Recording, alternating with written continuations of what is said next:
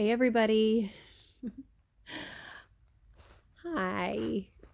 I decided that I was going to make a video so I could talk about what's going on with me.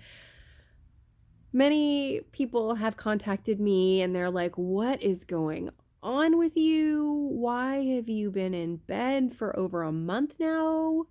What's up?" So I just thought I was actually going to make a couple of videos because this is a crazy long journey, but I decided I was just gonna barf it up and get it out. Hopefully you will stay with me through this whole video. Um, I, well, I'm just gonna tell you that I was diagnosed with a cerebral spinal fluid leak. So that's what's been going on with me, and that's why I've been in bed for the last month. You may think, oh my gosh, what is that? Well, a cerebral spinal fluid leak is happens when the sheath around your spinal cord, it's called a dura, that contains all of your spinal fluid, and that spinal fluid goes up and down your spine into your brain, and it's the pressure from that fluid is what helps to keep your brain in your head. And so when it leaks, there can be problems. So, and there are several ways that you can get a spinal fluid leak. It's not in itself all that uncommon to have this happen.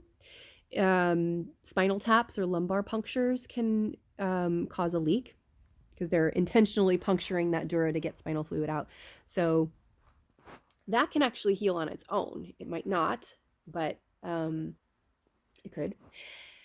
Epidurals or nerve block procedures can puncture the dura and cause a leak. All of these, if you've had these procedures, there's a risk of a spinal fluid leak. So if you suddenly come down with a terrible headache and neck pain and you go to the doctor, they'll probably catch it and be able to fix it pretty easily.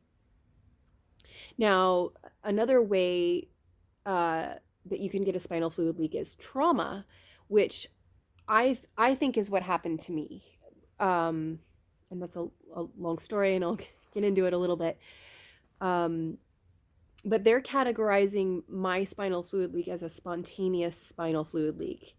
And that doesn't mean that I sprung a leak out of nowhere or just happened. They just don't know what caused it. I think I know, but like I said, we'll get into all that. I look fine right now. I feel relatively okay right now. I have neck pain, but the symptoms have been really, really crazy. And it started on Tuesday, May 21st. I woke up after a day, like the day before, I was feeling really great, actually. I was feeling really good. And then Tuesday, I woke up with this terrible, like, I felt okay for a couple hours, and then I got this, like, burning brainstem feeling.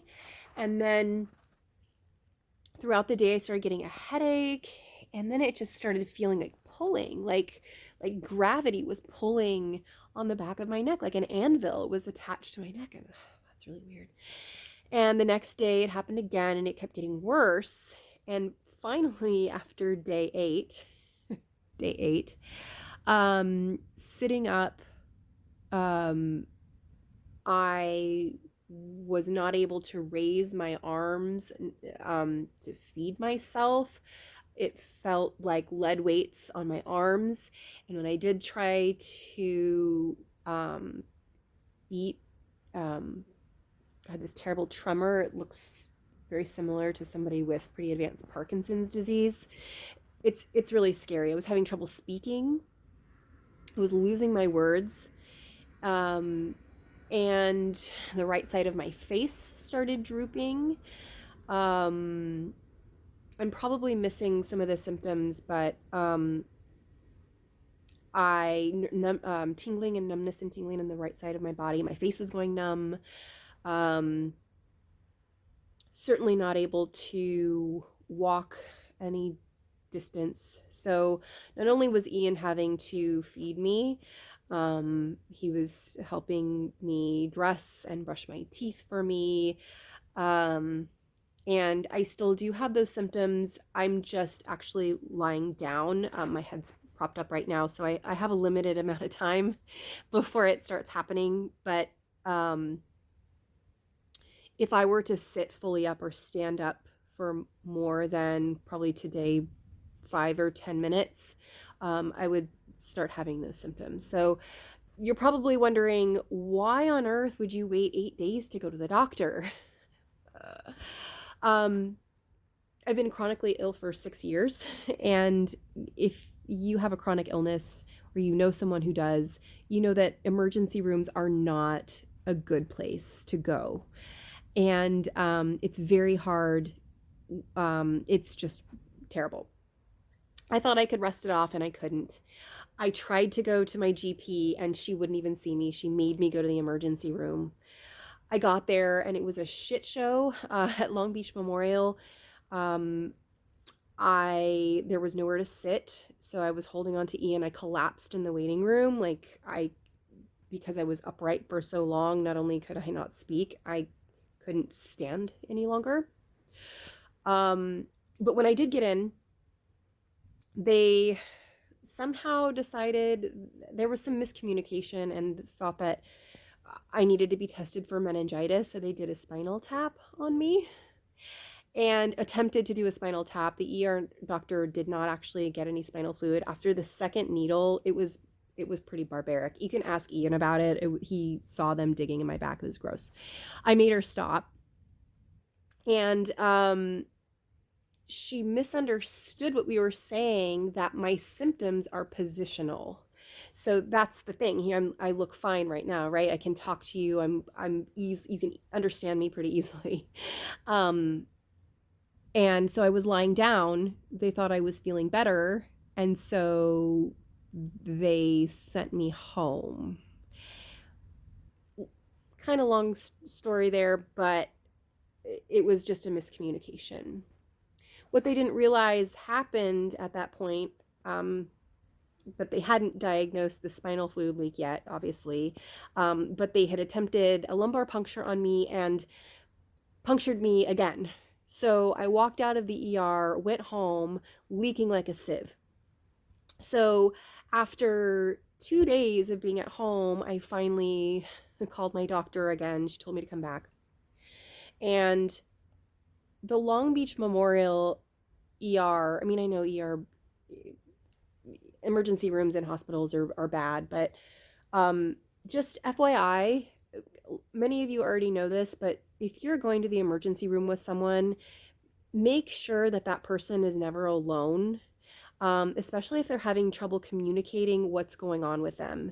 Because I know this, but Ian just left for 5 minutes to go park the car, and because I was pretty nonverbal at that point, like I was like drooling on myself in the wheelchair. I couldn't easily communicate.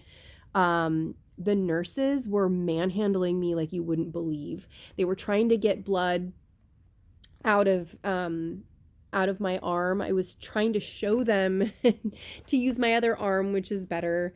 And they, not only was the nurse was ignoring me, he was smacking my face. Literally, he smacked my face and said, you better wake up. We can't draw blood from you if you're asleep.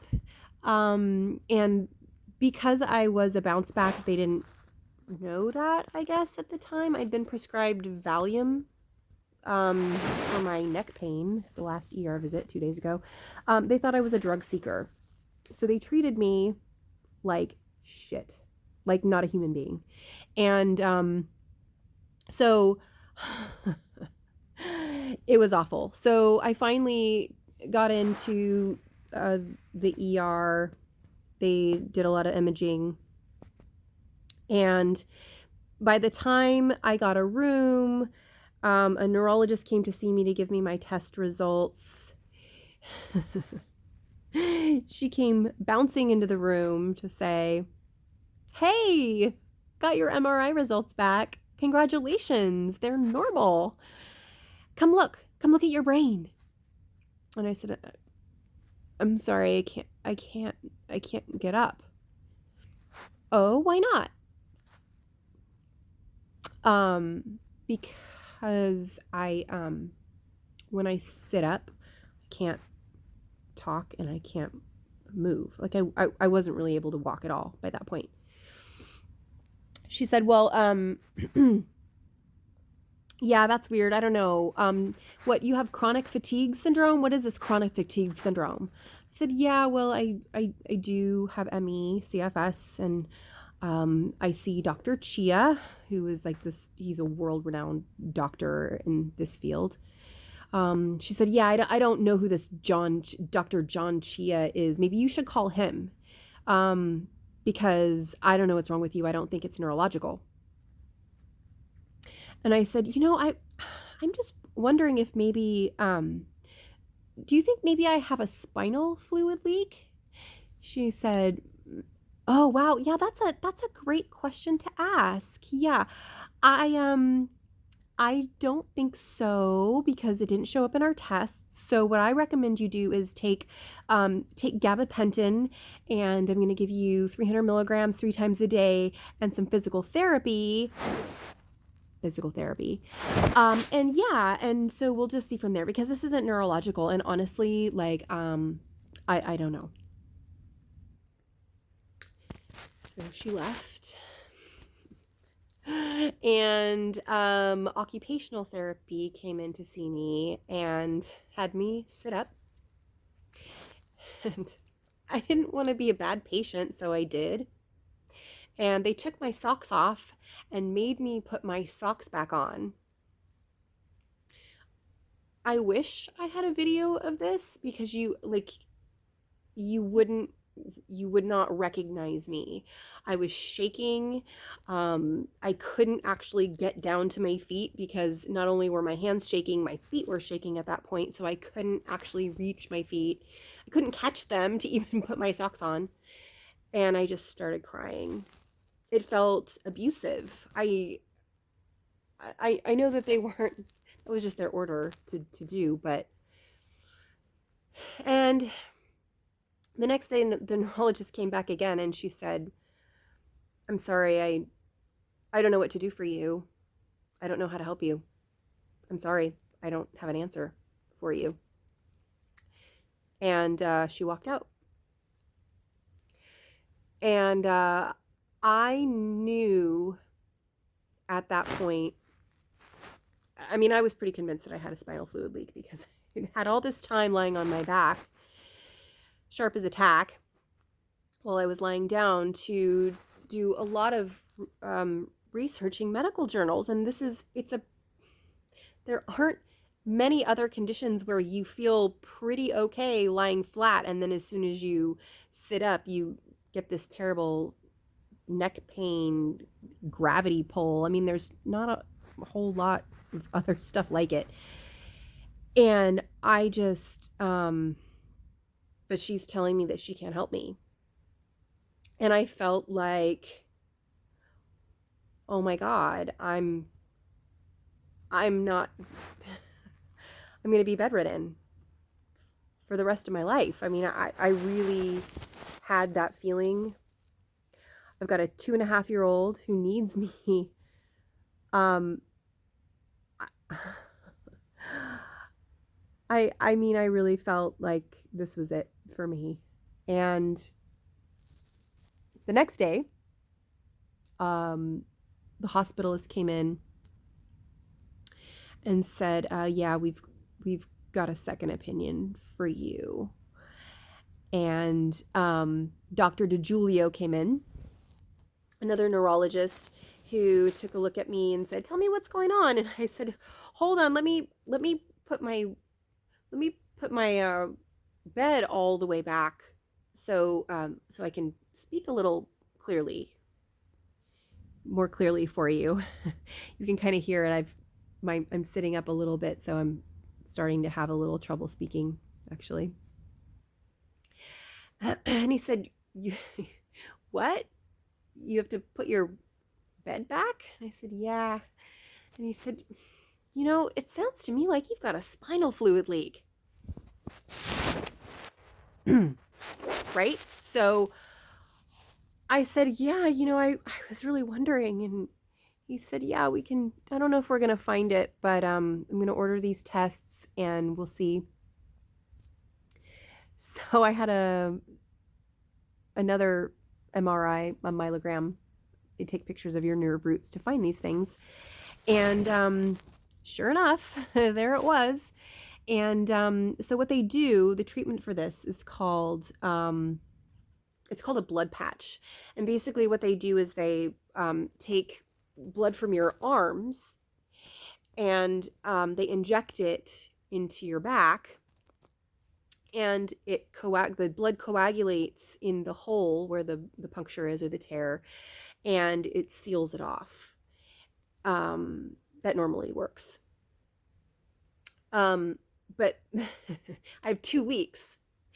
And the anesthesiologist who performed the procedure, this is a spontaneous leaks. A lot of doctors have never heard of this before. It's, I wouldn't call it rare, but it's very uncommon. The anesthesiologist didn't really believe that I had a spontaneous spinal fluid leak. So he plugged the lumbar puncture leak that I got in the ER room, but it didn't fix the leak that I had originally gone in for. So I had to have it done again.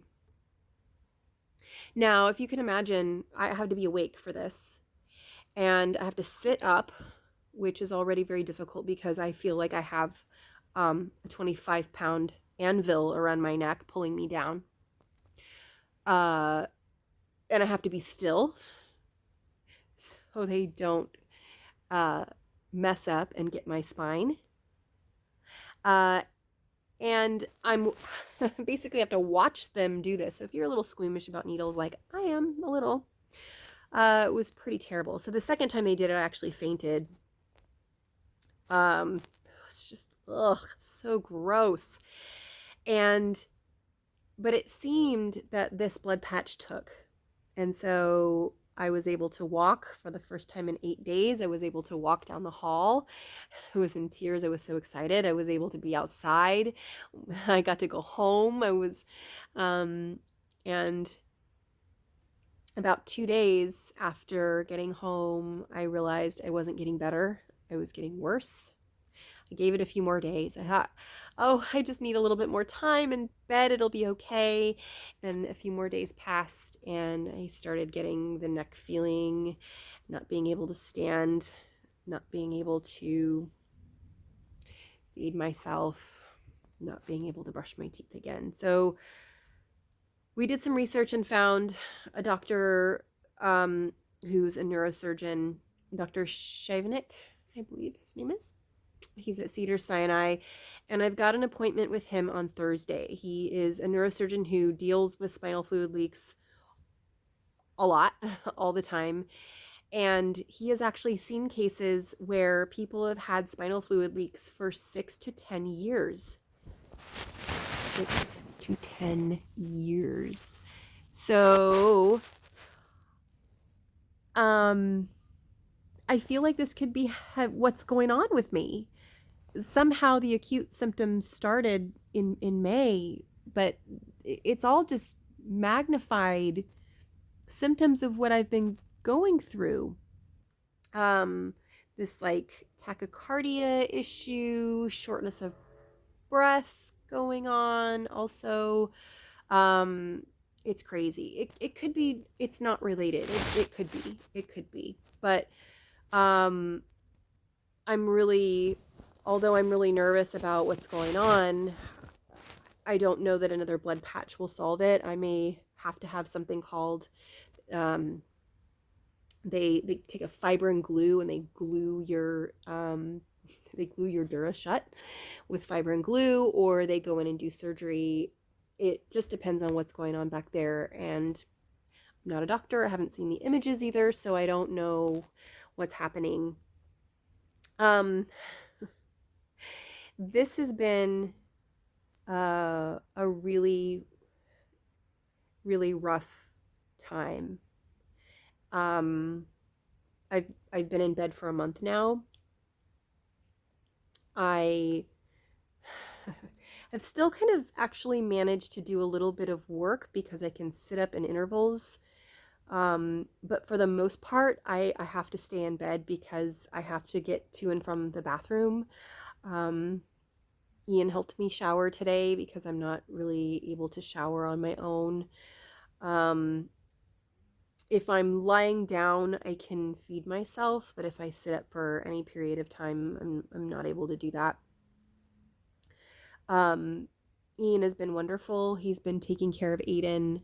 I I can't even explain to you what it feels like. I know Ian's taking care of Aiden and he's doing such a great job, but to hear Aiden crying outside of my door and not being able to go to him and to comfort him, um, it's um, it's been a real, it's hard.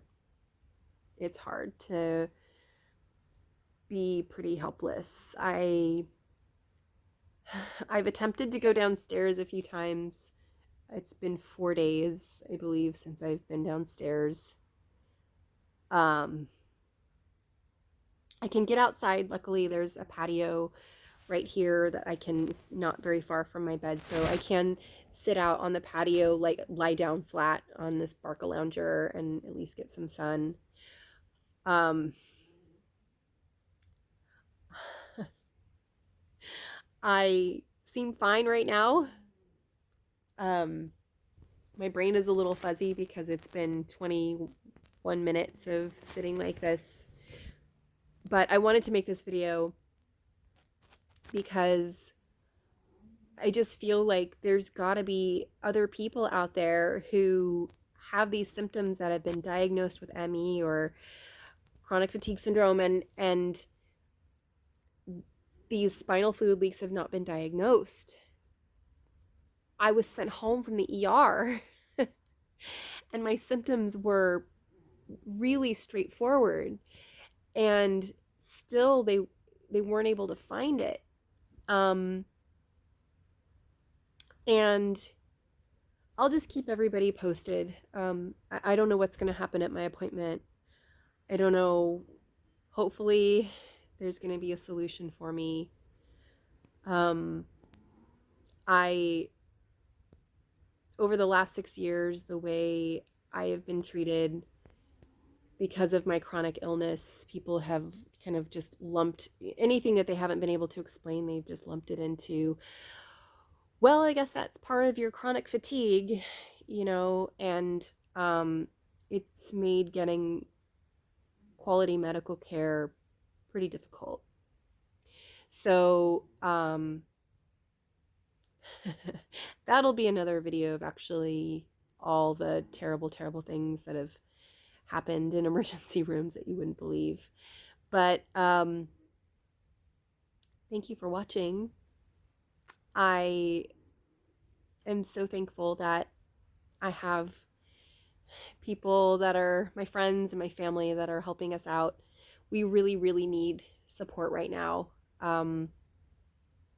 If you can help us out with a meal or come over and keep me company and fold laundry, I would love it. We are just really appreciative of anything that you're able to do. We love our friends. And hopefully I'll have better news on Thursday.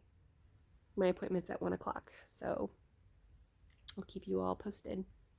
All right, till then, thanks for listening and watching my long video. Bye.